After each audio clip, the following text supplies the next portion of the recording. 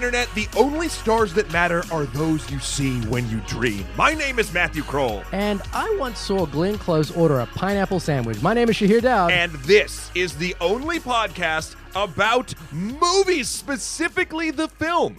Always Be My Maybe. Matt, you are always my maybe. You are my backup plan if anything with my wife goes wrong. Same, you are the same. If anything goes wrong with your wife, you are my backup. I don't know, maybe this is too TMI, but I think you might be in my will. Oh God!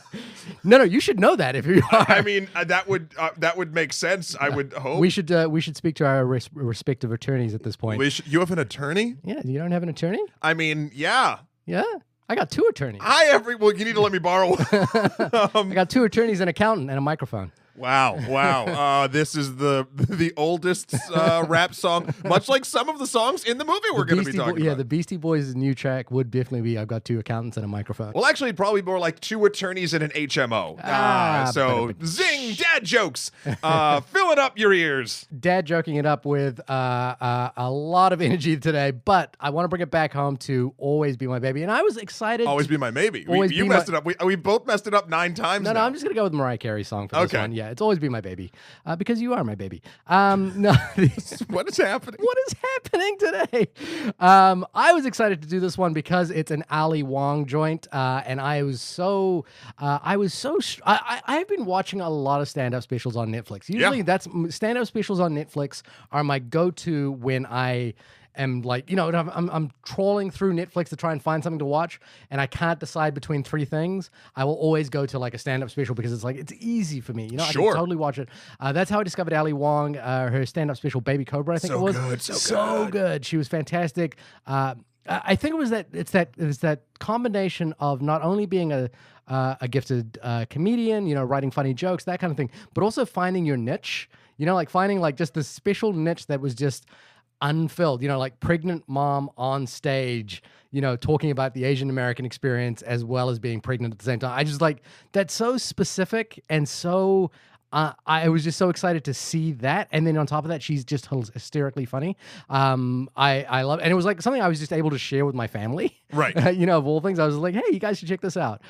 So I was excited to see that she had written a film that would be on Netflix, and it was impossible. Like I don't like to watch trailers, but it was impossible to miss the one memeable moment from this movie, which was everywhere. And that is the appearance, the sort of cross-promotional appearance of one John Wick. That is true. We are in a true Keanu-sans. Oh, my God. Did you saw the Cyberpunk trailer? Oh, yeah. He presented at E3. Yeah, I saw, and he was breathtaking. Yeah, you're breathtaking. I got to say, I love the Keanu-sans. Is that what we're calling it? The Keanu-sans. The Keanu-sans. But the fall is going to be hard.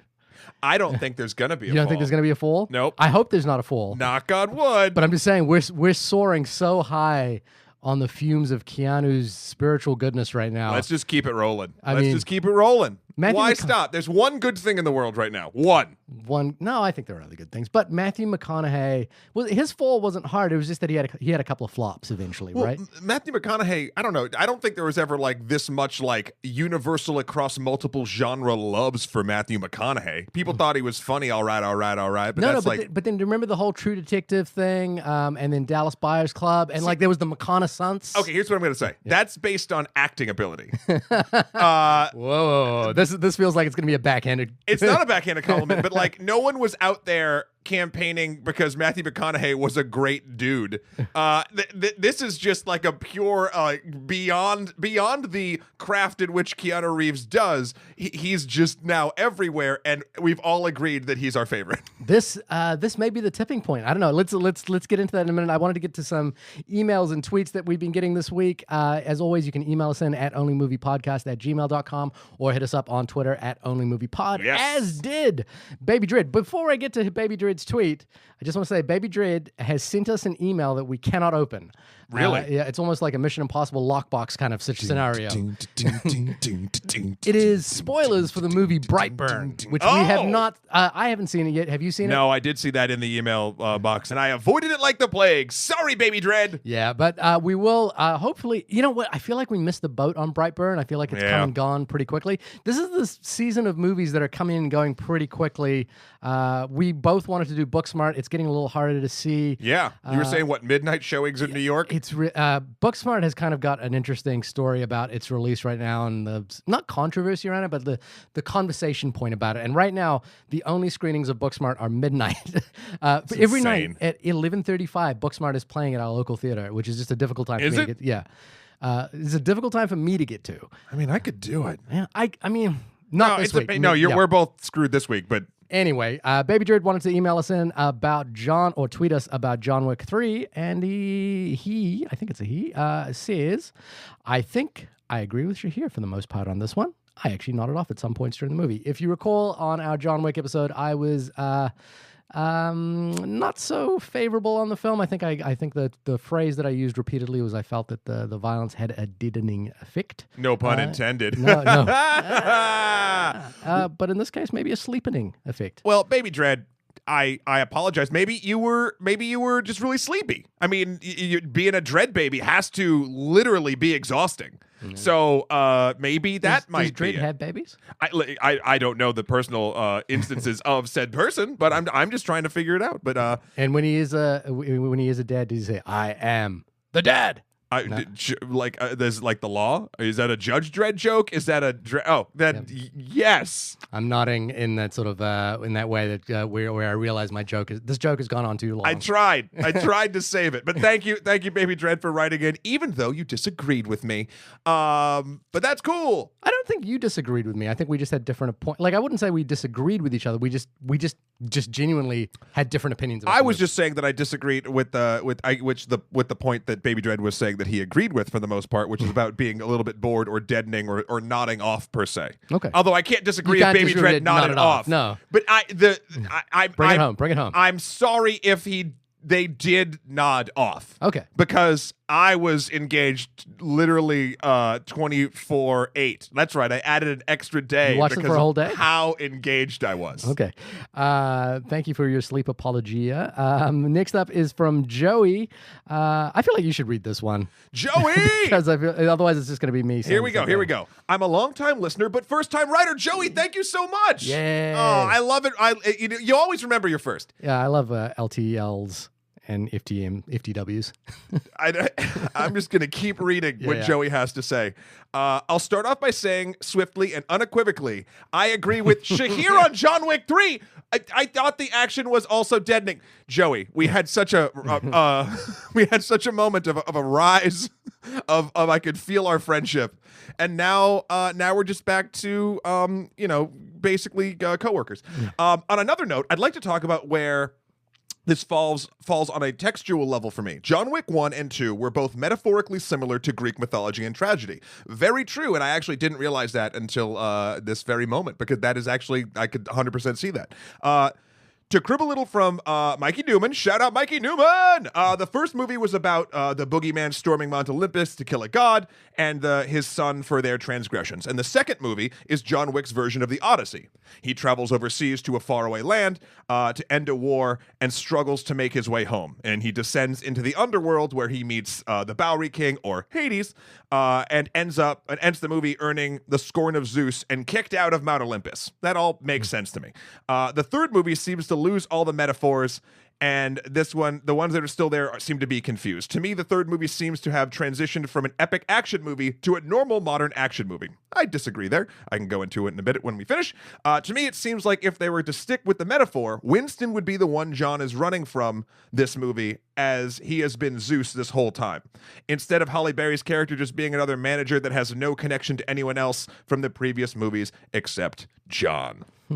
I actually watched the movies with Mikey Wiki episode about John Wick after reading this email.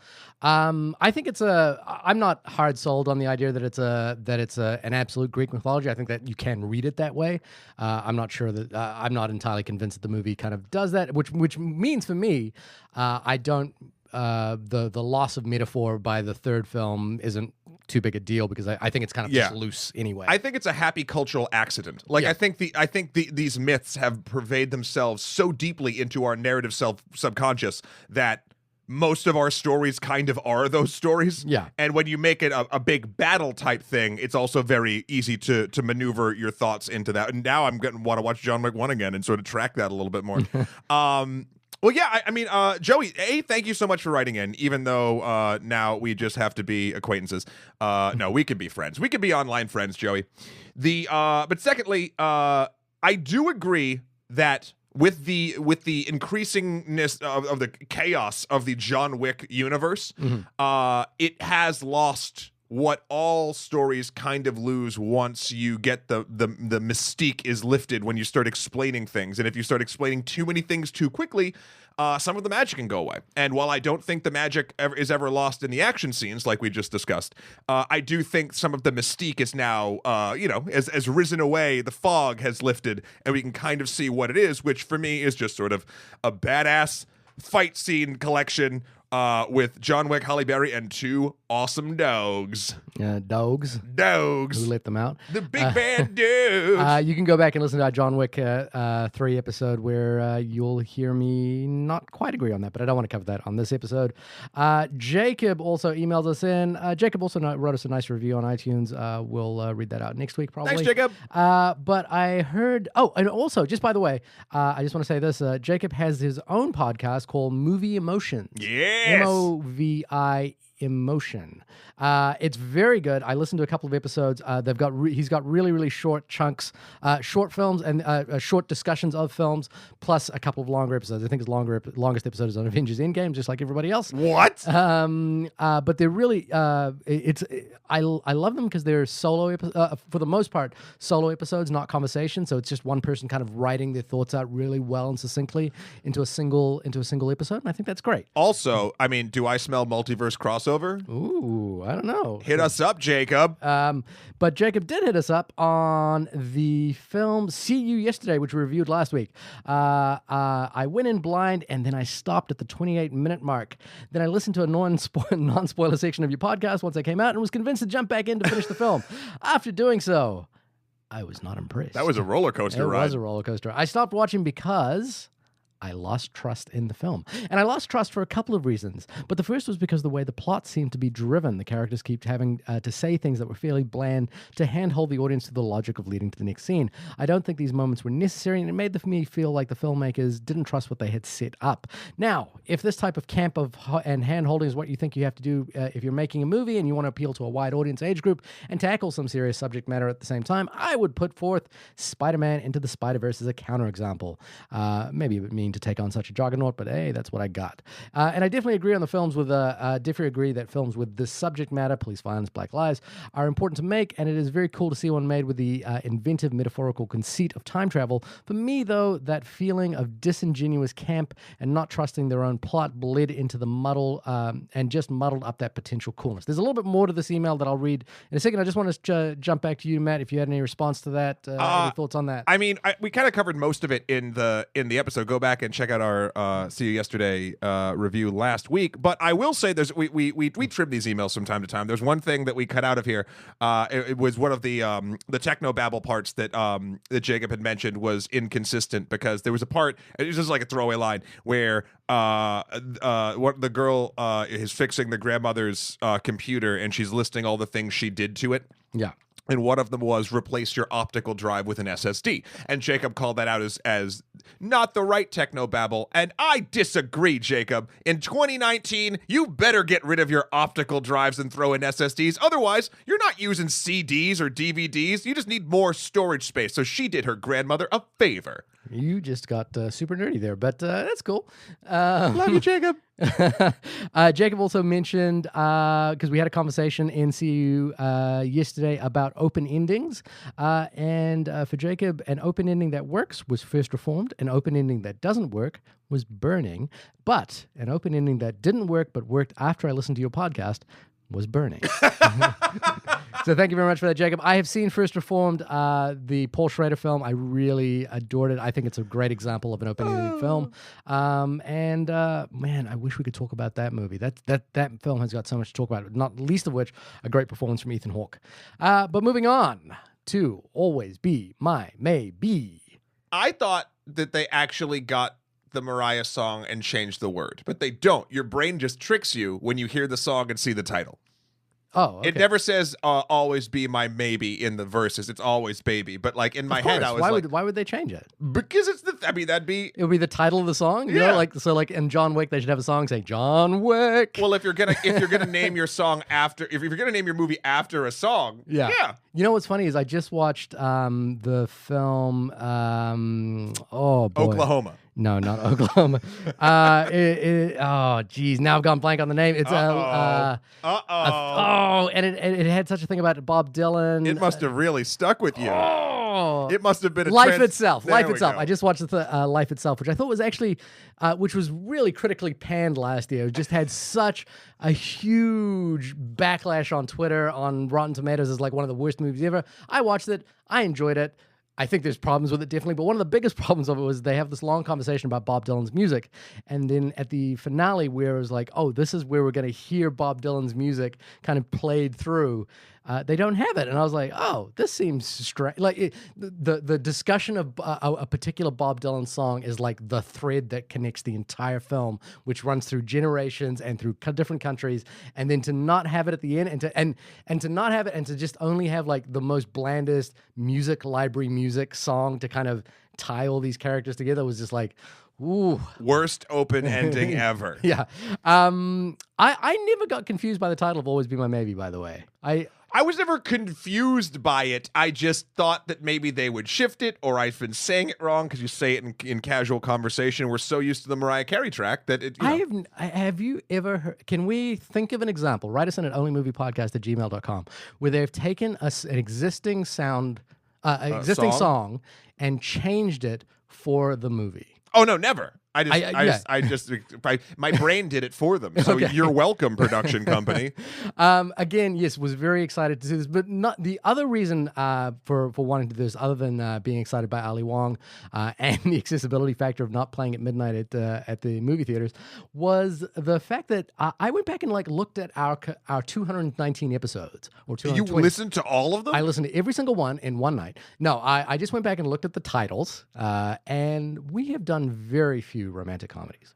It's probably our least, maybe beyond Western, if Western is even still a genre. Western is still a genre, but it is certainly one of the smallest genres we've done. I struggled to find. I think the most notable one we did was The Big Sick. Yes, that's probably the romantic comedy that we've done. There are other ones that kind of fit into the genre of romantic comedy, but not quite. Films like La La Land, for example, which is more of a musical, musical / romantic comedy. Beauty and the Beast, which is kind of a, it's a little bit of a stretch, but I think you could get there. A Star is Born, which is not a comedy, but is a romantic film. Yeah, you're far from the shallows. Yeah. Tramps, which, could get dark there. Comedy, romantic dark comedy. Either way, Phantom Thread, which, I think is pretty funny, but just it. But anyway, when if I added in just those numbers together, just the what I think could kind of fall in, we've done less than 4% of our output has been on romantic or romantic comedies. Did you hear that, listeners? Shahir loves you so much he did math. I did the math, which is I divided two numbers and multiplied them by 100. And then this kind of got me thinking, spinning down a rabbit hole about romantic comedies, because I love romantic comedies. I love romantic films. I love films about two people coming together. They're just something about it. If you get the right one, it gets me. It's something I'm always got time for. Well, there's something interesting about the genre, and I think more than any other genre, you can get away with unironically enjoying a mediocre romantic comedy if the chemistry of the two people is good enough. And I have the perfect example for that, which is a film that I don't think is great, but I just love it unabashedly to the point where I had to find it on eBay and buy a Blu-ray copy of it just because I wanted to see it. Sure. And that is One Fine Day with Michelle Pfeiffer and George Clooney. Oh, wow. I just love the chemistry between those two people in that movie, and I love the coming together of those two people in that movie. So I love romantic comedies. I kind of had a little bit of a breakdown in terms of thinking about what are my favorite romantic comedies. But I wanted to throw that question to you. Is it a genre you kind of think about or are interested in? Or I think yes, but less so these days because it's kind of dying. Crazy Rich Asians would disagree, but crazy, yeah. But now name another one from the last year, The Big Sick. Okay, name 3 of them. I'm saying before it seemed like it was sort of like a bit of a Hollywood bread and butter. Like you'd have at least 4 or 5 a year, like major ones. And it seems like now we get little ones, or they're interspersed. Like for instance, The Big Sick it has a pretty intense and I think awesome drama part to it. That's not to say romantic comedies can't be, of course not, kind of drama. But there's also sort of like the two kinds. There's sort of like the real, like I'll call it the realistic ones, and the more grounded or more like hardcore emotional based ones. But like for instance, like if you look at like The Wedding Singer. The Wedding Singer is one of my favorites from forever ago, but that is like borderline cartoony. Because it's Adam Sandler, and that's what you're going for, like, etc. Like, it's not. It's but definitely it is a not romantic comedy. It's a romantic comedy, but it's a different feeling romantic comedy than, say, The Big Sick or Always Be My Maybe. I think Wedding Singer is probably in line closer to something like There's Something About Mary, right? Yeah. And but you could also, still, also, I think I gravitate more towards the slapsticky ones. Yeah. Although there's one that I feel like kind of borders a lot of these for me. It was kind of like my touch point of like, what's my perfect romantic comedy for my sensibilities? And I think that's Forgetting Sarah Marshall. That film. What was the Dracula puppet show? Yeah. Muppets? Yeah. That thing just balanced so much of what I want romantic comedies to be, both just like entertaining setups, good locales, chemistry between people, multiple people if possible, fun and not forgettable supporting characters. I think a lot of times in romantic comedies, like the friends or like the people like sort of surrounding the two or whatever love interests kind of fall by the wayside and are very not serviced, I guess would say, with the time that they are allotted. So yeah, I mean, that's my favorite one that I can think of. That reminded me that Seth Rogen had a romantic comedy that came out this year called Long Shot, which we didn't review. Yep. Starring him. He also did Knocked Up. Yeah, did Knocked Up. And so for me, I think my favorite that kind of speaks to my sensibilities, which you'll probably kind of question about, is Punch Drunk Love. Punch Drunk Love is kind of my favorite romantic. No, that makes total sense. Yeah. It's I think I love that movie kind of unabashedly, and it's the reason I love it is the feeling I get when I leave the theater when I watch that movie, and it's the feeling I get every time I watch that movie, which is this kind of like floating on air happiness that two people kind of found each other. I think one thing that we have, one thing about romantic comedies right now is that they're making an entire resurgence on Netflix. Netflix is, and particularly with Noah Centineo. Right. It's this thing, like, you know, it's the film that I'm obviously thinking about is To All the Boys I've Loved Before with Noah Centineo, and I think he's got a new one called The Perfect Date. Do you know Noah Centineo? Yeah. He's going to be He-Man. The interesting thing, though, and I cannot wait to see that. The interesting thing to me, it's not interesting. It's just sort of a fact. Like, why are we seeing a resurgence on streaming services? And like, for instance, and I'll even go one step lower. I like the Hallmark Channel has a ton of romantic comedies. But the reason we're seeing it is because it's the cheapest type of film to be done effectively. And by effectively, I mean for the audience it's aimed at to enjoy it. Right. And there's nothing wrong with that. I mean, listen, one of my favorite mediums, comic books, came from literally the fact that it's the cheapest thing to make. But I just find it interesting that, like, Netflix, perfect example. Stand-up specials, rom-coms seem to be the things that they're doing. Now, granted, they're not hurting for money, but at the same time, you can produce a lot more of those than, say, a lot of Romas. Or Cloverfield Paradox. Well, they bought that one. Yeah, it's true. They really bought that one. They really bought that one. Whap, whap. So I put it out to Twitter as well as to people's favorite romantic comedies, and a couple of the usual suspects came in. Jenny Bus said, I adored Crazy Rich Asians from last year. Such a fun delight that warmed my heart. Driven by Tatiana said, I do love When Harry Met Sally. Classic. And Baby Dread tuned in, which was I was actually pretty surprised that I ended up enjoying Man Up, a Simon Pegg romantic comedy. This is the thing about romantic comedies, I think, as well, is that you can find the fairly unseen ones, like My One Fine Day, for example, that just speak to you. I want to see that Simon Pegg one. Yeah. Just another side note as well is that romantic comedies tend to be heteronormative for the most part. It's very hard to find romantic comedies that are gay. The one that we didn't review last year, but I heard really great things about was Love, Simon, which I think we should check out at some point or talk about at some point. But going back to Jenny Bus's one, the juggernaut that kind of changed the game as far as romantic comedies goes in the last year, not least of which because it was based on a popular novel, is Crazy Rich Asians. Yes.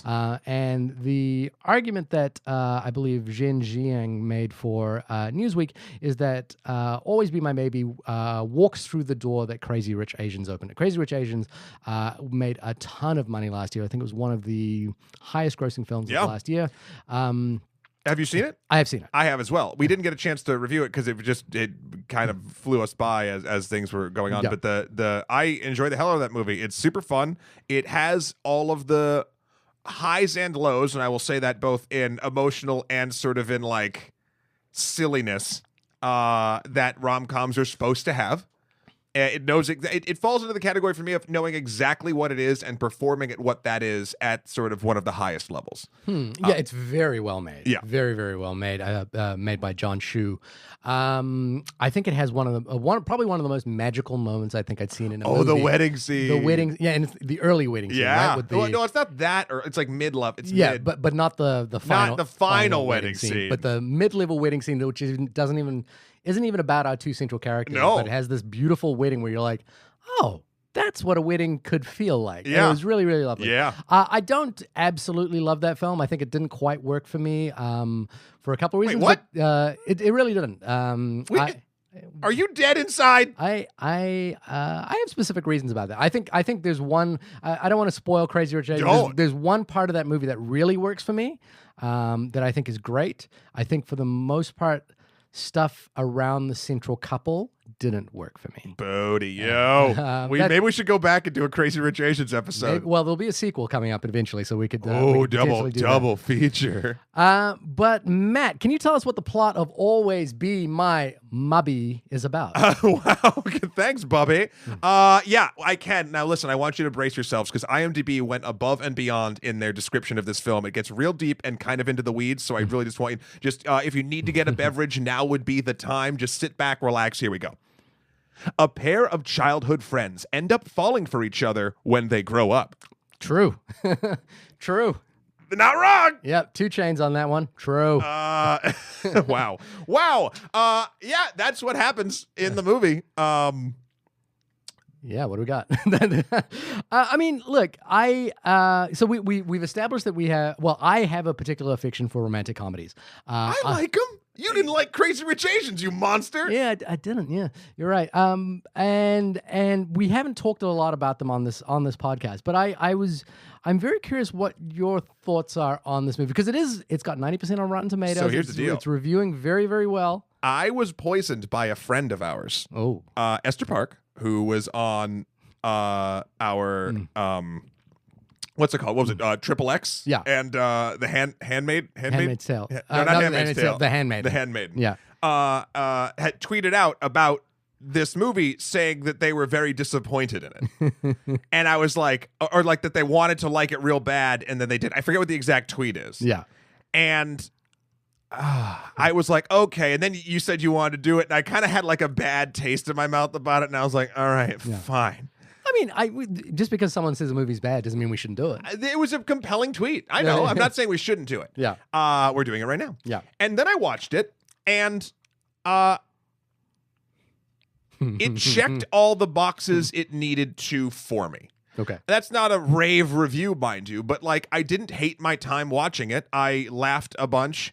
I think the chemistry between Randall Park and Ali Wong are it's great. I think they connect really well, and they have a history. They went to UCLA, well, not at the same time, but they were in part of the same sort of Asian American comedy and drama group. I think they were part of UCB, right? I don't know. It was over at UCLA, and I think like they met at like a post, like it was like a cook-off thing or something, and they met even though Randall was out of the school already, and they like became good friends, and then they've known each other for a while, and they've always wanted a project to work on together. And I think actually Randall reached out to Allie and was like, can you write me this romantic comedy, this Asian American romantic comedy? And Allie was in some interview saying like, she thought like that he meant like for him and someone else. Right.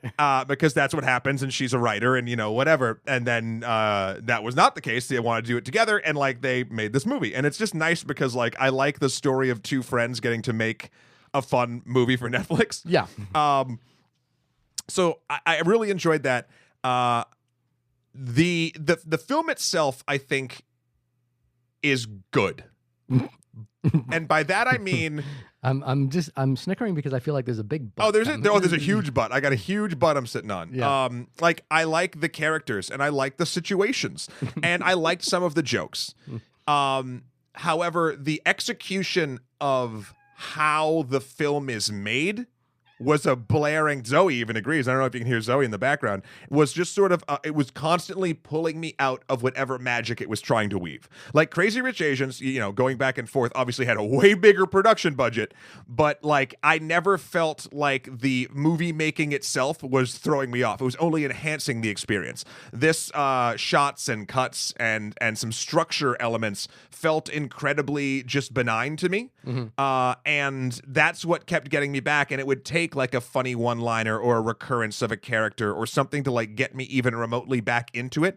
And I will say that when it hit, it's like, and I'll get into this a little bit later, but when it hit, it's like peak rom-com moments. And that's, when someone's yelling a monologue at you in a rom-com, I think this one has some of the best. I think Ali Wong delivers one of the best sort of ones of those speeches, and the sentiment behind her character. Can you tell me which one? It's the one when she's leaving and he's on the balcony. It's about two-thirds through. Yeah. Reverse Romeo and Juliet.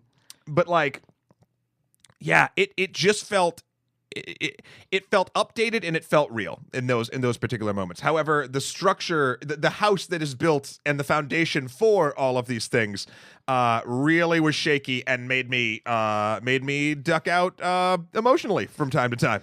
Yeah, so I will say this. Shout out to Esther Park for sort of tweeting the initial thoughts. I kind of have to agree, which is that the movie really didn't work for me very much at all. There were a couple of moments that I thought like channeled the feeling that I'm looking for when I go to a romantic comedy. There are a couple of moments that warmed the cockles of my heart.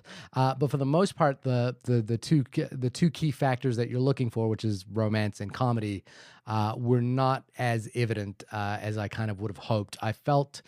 And I think the phrasing you're kind of using here is the direction is fairly pedestrian. It feels fairly, in a way, and this is not a pejorative term, but maybe just a sort of clinical definition of what it is you might be looking at is something felt very made for TV in a way, as opposed to made felt like a Hallmark movie. Yeah, but made for the big screen. It was just it didn't land for me in any of the ways that I kind of hoped it would with seeing what Ali Wong could do on stage with, like translating her real life experiences into comedy. The writing in this is fairly atypical.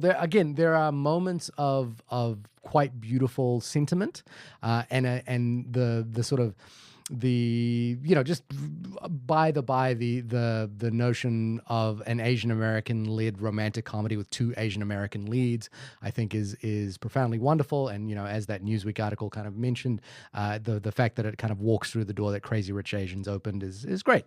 But as a film on its own feet, I didn't particularly connect with it very strongly. I think there was a sort of an overall kind of clumsiness to the interactions that were happening, where the writing kind of felt very rushed and without like a real sense of characterization that could make it feel rich.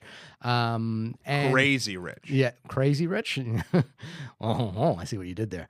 And that was unfortunate because I think there were moments that that could have transcended here. And like obviously if you go back to listen to our review of The Big Sick, I didn't quite connect with The Big Sick either, but I felt that was very sincere and true and lived in and really worked, like it actually fundamentally worked as a movie and worked to kind of connect in the way with the audience that I think it was intended to do. Whereas there was, and it comes down to a lot, there's a lot of factors in this. One is that this is, aside from being a story of these two friends that grew up together, as neighbors, as sharing the Asian American experience together, and then kind of separated in adult life and then come back together again. Like, for example, Ali Wong's character is supposed to be a renowned chef. And I never really felt the authenticity of that. I think the film talks about food a lot, but we never get to see Ali Wong's character being. But that's not the point. I mean, how many rom-coms are there? The point of that is that gives you the sort of authenticity to the character and allows you to be in their world and in their headspace, so that when they do connect with this other person, you have a sense of who they are. And the problem that I have is I don't get a real clear sense of who they are. I think Randall Park's character was handled a little bit better with his band Hello Peril, which I really liked. Good play on the word Yellow Peril. And I think like his narrative about what he does and who he comes from was kind of handled a little better. But Ali Wong's character is kind of the heart of the movie. I don't know. At the same time, like, yes, there's not a lot of food interaction or like setting up of that world. I 100% agree. But there is character development in the sense of, in the beginning, when you see her young and her parents aren't home and she has to make her own dinner, and she basically makes spam and rice with I forget what that seaweed seasoning is. Yeah, it's a salt seaweed. Which apparently, again, in the article I read, like apparently that's like a huge stock staple. Yeah, and like I didn't know that while I was watching it, so it's always interesting when you get the cultural touch points. But like that to me showed, because I wasn't getting the cultural touch points, I was like, oh, this little girl likes cooking. Or like it likes, because it was like the presentation of it, like it wasn't just like what I do, which is slopping 3 different pieces of food onto a plate at the end of the night. Like there was preparation, and she put like a little umbrella in it, and it looked nice even though it was spam and rice. Right. And so that to me I was like, oh, she's a cook, or she enjoys presentation, or aesthetic is important to her. And then her character throughout, I mean, even I don't think like the actual chefing, if we want to call it that, was handled well, but that thought process of her, for instance, like always being the right amount of like put together, like her glasses were super stylish, like she looks great. It all felt very like real to that character. Now, granted, do I think the character is presented? Any character in this movie is presented as deep? No, but most rom-coms, I would argue, or not most, but they don't have to be super deep characters. Here's an example that I'm just going to pull just to bring up that point, which is that in Bridesmaids. Do you remember Bridesmaids? Yeah. The Kristen Wiig character. Kristen Wiig's character wants to be a baker. Right, and so there's this beautiful montage in the middle of that movie where we see her love and care for making cupcakes. It lasts a few minutes. It's got nothing to do with the rest of the movie, but we kind of get a sense of who this person is and what she does. And all I'm saying is that the the thing that I kind of was missing a little bit in this film is just connecting this idea that she is this great and wonderful chef that like has this kind of inner life that has, that isn't just talked about. And all I'm saying is that for me, part of that as an example is an example of how the writing kind of feels a little rushed. I 100% agree with that. Surface level and not with a kind of clarity of voice to kind of get me there. And I think in really great romantic comedy, is in really great writing in general, the idea that characters have this inner life sort of seems to work a little bit more. And I kind of felt that I think if you were to kind of describe it as an exercise in general, most of the scenes felt like written scenes where actors were playing them as opposed to seeing the inner lives of these two characters. Here's what I think this is what I think the majority of my point, both for and against this movie is. And we're going to get into a classic Matt and Shahir back and forth. All right, let's get up for semantics. Where this movie sits with its barrier to entry, its pedigree, and its genre, for me, it doesn't have a high bar to clear. What does that mean? And that means, like, you're 100% right. Like, could they have done, I'm going to call that sort of the flavor text of the film, meaning, like, setting up, like, the Kristen Wiig moment there, or there's many moments in Forgetting Sarah Marshall where you kind of learn about the characters through, like, little side stories, whether it be Aldous Snow's music videos or or, like, the breakdown of... That's a great example. Yeah. Puppet Dracula. Yeah, That's a great so, example. like, the stuff like that. Yeah. And they use that not only to flesh out the characters, but also to actually further the plot along, which is also the best. Something that, like, now the opposite of that is things that this movie did. For instance, there's a part where Marcus, played by Randall Park's dad, who is a delight in this film. I want to see if I can find that actor's name because he was one of my favorite parts. Basically, James Sato. Is it James Sato? Yeah. There's a part where there's a randomly a Diana Ross impersonator at a child's birthday party because that's wacky, and it was, quote, cheaper than Beyonce. And then there's a moment where, like, he kind of hits on her, and then later on there's a callback to, like, her dating the father. And, like, that feels to me like the Cliff Notes quick we saw sort of callback like this work in other films version of, like, a callback joke or something to help build the world. It doesn't, because of what you said, Shahir. Case in point, this feels like scenes written for actors to do in a movie. Right, and the thing was there is that you could see that the revelation that he ends up with Diana Ross a mile away. Yeah. Here's the kicker. I don't care. I was involved with this movie for exactly what I wanted it to be, and that is a silly throwaway rom-com that I didn't dislike, and I enjoyed my sort of hour and a half watching it. Like, the interesting part too is, like, would I have ever really discussed this film with someone outside of this podcast? No, but I go back to my original argument a couple times on this show where I'm like, not all movies need to be that. I wanted when I watched this, is like, I want a rom-com escape. And it gave me a rom-com escape. Now, granted, did it try to buck me off a lot with some of the production value? You bet its sweet behind it did. But I was overall fine with it. And I was like, yes, for the barrier of entry and what I was expecting of this film, I am glad to see that this film existed and I enjoyed my time enough watching it. It seems like such a low bar that it's almost insulting to the movie. I don't think it is. Because you're basically saying you didn't care if the movie was any good. No. If it was bad, I would have not liked the movie. I'm saying... So you don't think it was bad? No, I don't. Okay. I think it was exactly what it promised me it was. Okay. I saw the trailer, I saw the things, and it reached those moments for me, and I was like, cool. There were some moments I thought, and again, they're completely outside of the realm of what the plot of the film is about, but, like, the Keanu Reeves sections are, I think, legit hilarious. Like, you know what's so funny is that they didn't land for me. Really didn't land for me. I really wanted them to land. There was something like that punch. Yeah, and then they started doing, like, missed punches, and I was like, oh, is this part of the gag? Or because they're taking the punch as well. There's something about that moment that felt very, hey, we got Keanu Reeves kind of thing, as opposed to, hey, this is our... I mean, I kind of took that as the part of the joke. Yeah, I guess. And this is one of those moments, I guess, like, I think it would work better if I didn't know it was coming, and I really kind of got to live in it a little bit more. But sure. I just, it wasn't that experience for me. And I think the problem is the whole movie was that experience for me, which is that I wasn't really in the moments with these with anything that happened. I think the things, like, there are a couple of things that really worked for me.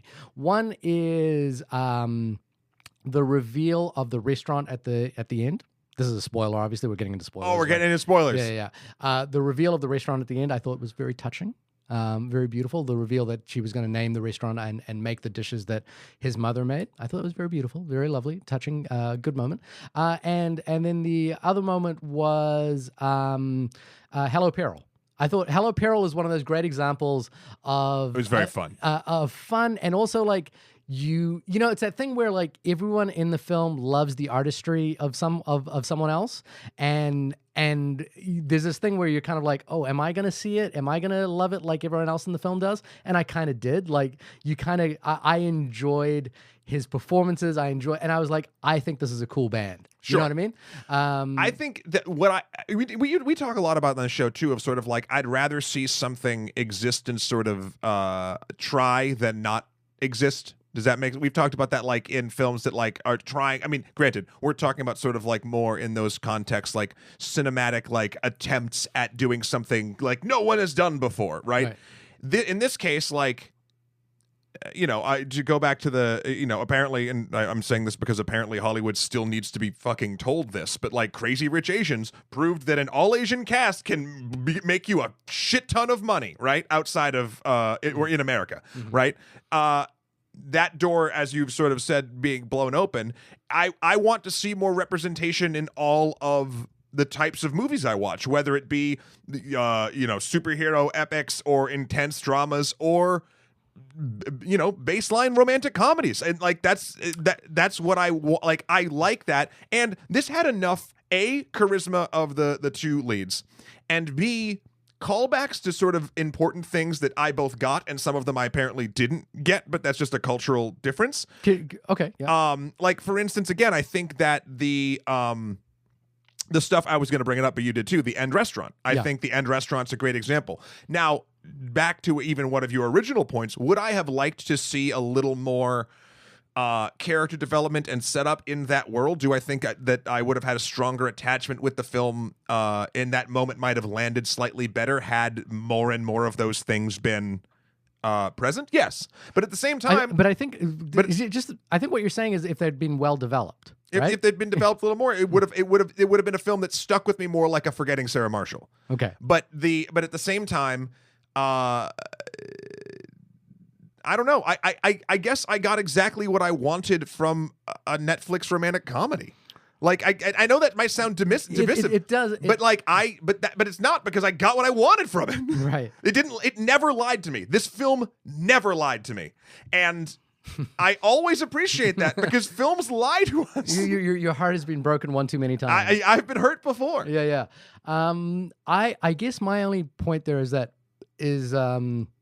I think I hear and see what you're saying in terms of representation, but I think, to me, I guess that bar is an obvious one, and so that's got very little to do with the movie. Although that is kind of important, because like as we said, there's not many romantic comedies with two Asian American leads in the film, and also representing experiences that are kind of somewhat familiar to me, and that have that sort of air of authenticity of stories that haven't been brought to the screen before. And in this particular case, specific Asian American experiences that were not in other, like in Crazy Rich Asians, which is our only other large touch point we have. Like these are different characters than that in different roles and experiences in life situations. Okay, so I agree with that point. I guess the point and this is funny, there's an article in the New York Times recently about Booksmart, which I kind of wanted to bring up when we talk about Booksmart.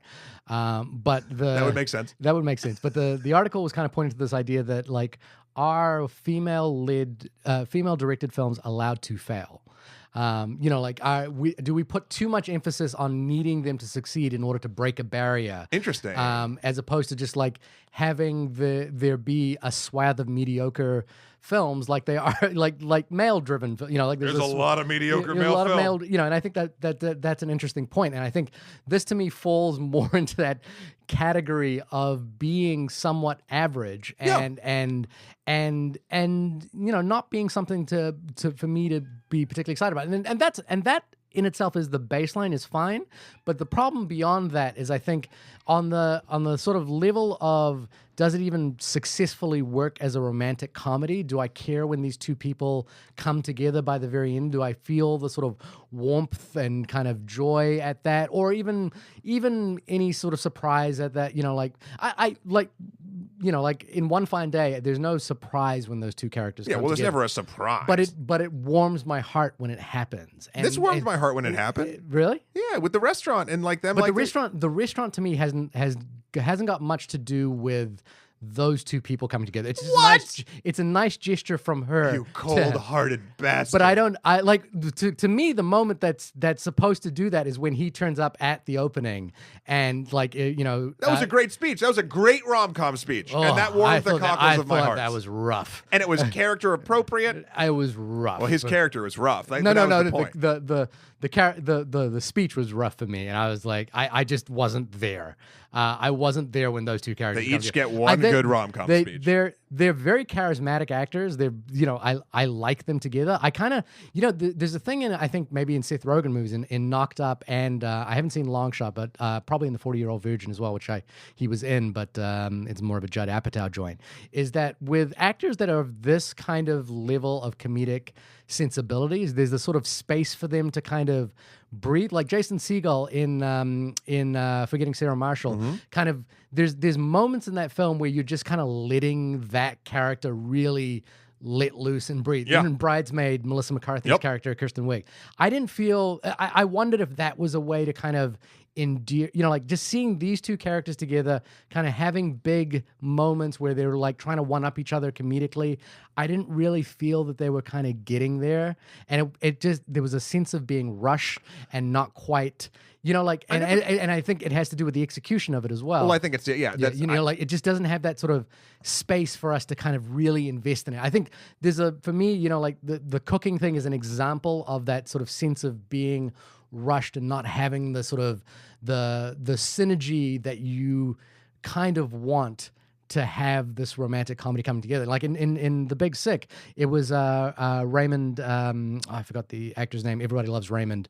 His character and Kumail Nanjiani kind of being together. That has that kind of that sort of moment where you just feel those that and we said that's a better movie in my opinion. We said that thing about The Big Sick is that the love story is between him and her parents. That's what the love story is, and that's where it's sort of beautiful. And it wasn't here for me in this movie, and my cold dead heart barely fluttered. And I think fluttering is kind of what's required in some respect. I think to get Shahir Dowd's heart aflutter, you also need to be incredibly technically skilled. I don't think that's it. I do too. I really don't think the road it's to your heart is paved with intricate technicalities. And that's not a bad thing. I'm not meaning that as an insult. No, I mean, I'm not tastes taking it are refined. I'm not taking it as an insult. I don't think it's that's the high bar that needs to be met. It's the kind of it's the balance of making sure that the reason this film exists is to bring these two people together. I think it was. And to me, it felt very, very rushed and very very hastily put together to do that. So that's unfortunate. But okay, I think the thing is, this is the interesting part. I think you and I think from a technical level and from a storytelling level, this film is the exact same thing. Yeah, but we're having differing of opinions whether or not that makes it fine or not. Not fine or not. What's the word I'm looking for? I mean, it's I guess, but then it's like, does it just come down to like, we enjoyed it? No, well, here's the thing. You even said that you wouldn't have a conversation about this. Sure, but I can watch a film and enjoy it and not have a conversation about it. But we're having a conversation about it. Sure. And in order to have a conversation about it, I think we have to have a dissection of whether the film functions or not. And what I'm saying is like, but functions as what? The ability to have a conversation about it? We're doing that right now. So functions check. as a romantic comedy. I think it does. And I think it kind of misses the mark there. But a couple of I don't want to be too negative on it because there's that thing about like not punching down. I guess I'm not sure if we're punching down, but like we've been over this. We can't punch down. Can't punch. We are the lowest rung. We are the lowest rung because we're the only. I don't want to beat up on a movie. Movies. Is what I'm saying. Yeah. But the things there was a moment that I loved in this movie that is an example of elegant execution, but I just wish it was a different character doing this thing. Which was there was a moment where they go to a little kid's birthday party. Yeah, I think the cousin's birthday party. And the opening shot of that moment. Do you recall what the opening shot was? She is with the family. No. Did you see? It was a single take where we travel up through the house. We follow two kids going through the house, and then we travel through the house as they go, and, Yes. and then into the backyard. Yes. Did you catch what was really important about that scene? That they messed up where they were going. No, that they took their shoes off. Oh wow! That they, and this is what I loved about that moment, because I instantly recognized what was happening in that scene, which was that the characters walked up to the door, they take their shoes off, we see them run through the house, they get to the back door, put their shoes back on, and then go out. And it was like, this is like, if you go to an Indian house, for example, like it's very, you always take your shoes off. Yeah. Like it's a thing, like there's a lot of elements of this film that live in that world that I am somewhat familiar with. I feel like I only caught like maybe 10 to 15% of those types of things. And like it's the little things, like the idea that the parents, like I loved the moment when Ali Wong's parents said that they paid full price for dinner. That is like I understood how big a deal that was, because if you're like if my parents if I owned a restaurant and my parents would, I guess there's a thing in Asian diaspora families where there's an expectation upon the children that you look after your parents as you get older. It's not only, and that goes beyond personal. That goes to like actual, like, oh, if you have a business, like, yeah, you have a restaurant, yeah, we eat there for free. You eat there for free. Yeah, exactly. It would be to the point. It's not like it's not even an expectation. It's ingrained in the way we think, kind of thing. That's an expectation. You're trying to say it's beyond expectation. It's beyond. It's culturally normalized in a way that is more like if you went over to someone's house, you would use the fork and knife at the dinner table, kind of thing. Like it's a given. Yeah. Like and to the point where it would feel weird if I didn't do that. Yeah. And the point there was that, like she has this restaurant, it's very famous. Of course her parents are going to eat there for free.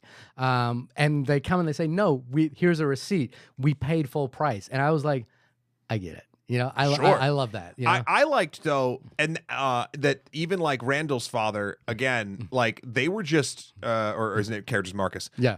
They were just like friends. Yeah, I did. And like, that's an element of, very rarely is that played either in Asian American characters or really in a lot of different characters played not for a joke, when just the father and son are like together and they're like buddies. Yeah. Not like in like a this is unhealthy or like the dad's in Arrested Development type thing or like stuff like that or vice versa. Yeah. This was just like, yeah, these are two men who went through a tragedy together, and they enjoy each other's company as they have a business, and they want the best for each other. Yeah, and like I guess that the sort of level of caring for your dad is like he says I'm my dad's caregiver, and his dad's like I don't need a caregiver. But it's like that thing where you kind of are not expected, but it is part of like the relationship that you form with your parents is kind of bound in that way.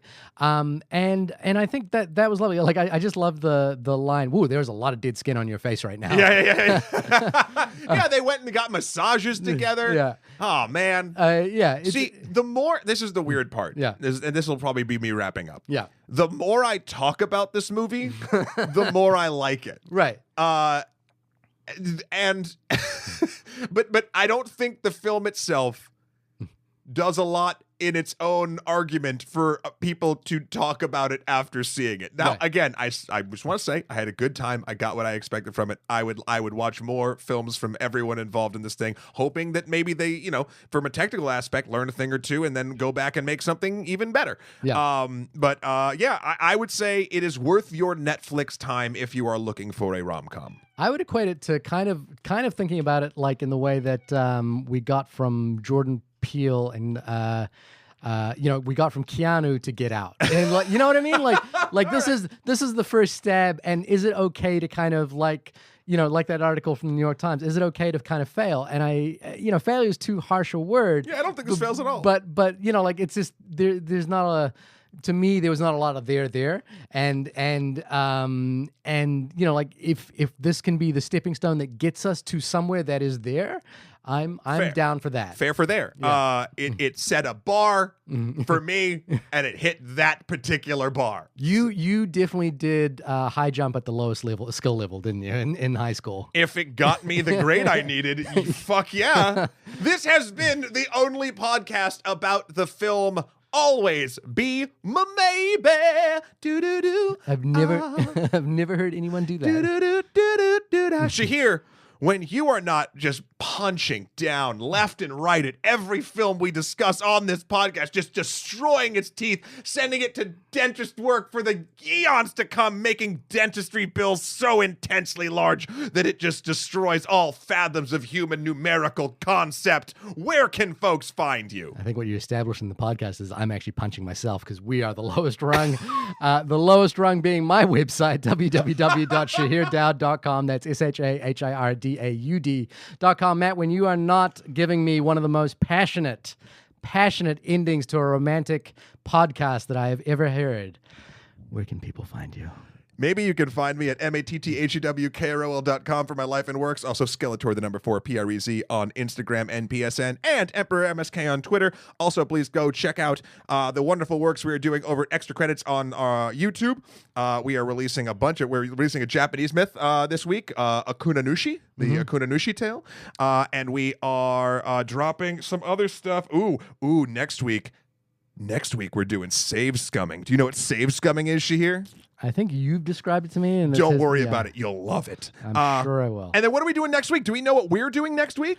I'm actually out of town, and you know what's funny is I'm going to be in LA, and the New Beverly is playing a 35mm print of Once Upon a Time in the West. So I would love it if we could do that, but I don't know if we're going to get time to do that. Otherwise, I would love to catch up. There are no less than 3 movies on Netflix that I kind of want to check out, and I feel like we're becoming the Netflix show because of last week. We gotta stop that. See You Yesterday was our Netflix film.